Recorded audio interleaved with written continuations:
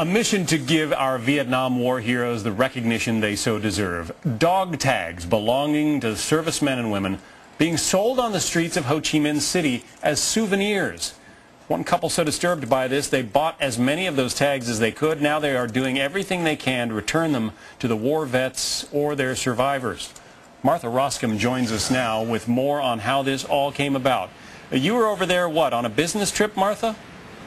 Yes, my husband was on a business trip and I accompanied him, and as any red-blooded American woman would do, I went shopping when my husband was working. Yeah, and so you're walking through what amounts to a flea market, I guess, and you find dozens of dog tags as souvenirs. I looked to my right and I saw a wicker basket with a whole lot of old coins in them, and then on top of it was a green plastic string with 37 dog tags. I picked them up in my hands and I felt a profound sense of sadness because I knew what they meant. It was the only identification that these people had in combat. But I put them back down because I thought, what on earth am I going to do with a whole bunch of dog tags? Put them down, went back to the hotel, told my husband. He was absolutely incensed and told me to go back the next day and get them. We were looking at pictures there just a moment ago of the market where you found these things. Yes. So you did buy them back. What did it cost you? About 50 cents a piece? 54 cents a piece.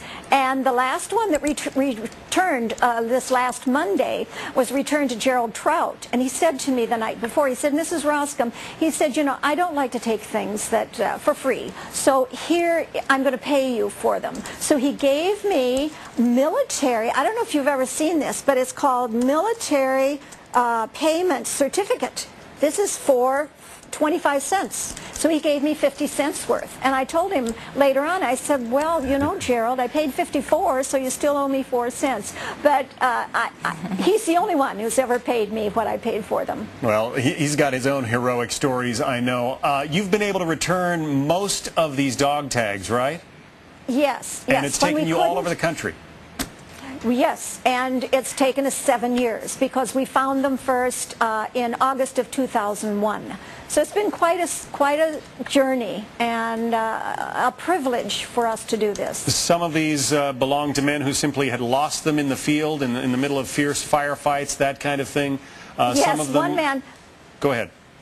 One man said, you know, he said, I was out in the field a lot, and when all you lost was a dog tag, it wasn't a bad day.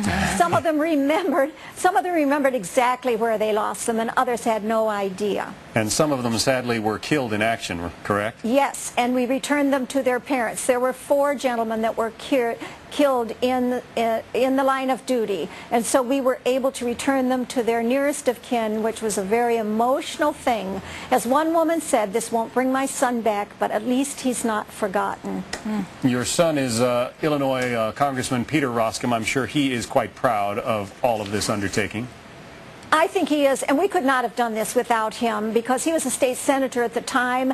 I thought very naively I would just make a few phone calls and return them all. Not so, but Peter was able to get us started, and he wrote letters to people. We were able to get their last known addresses, and that began the process, and it's been quite a journey.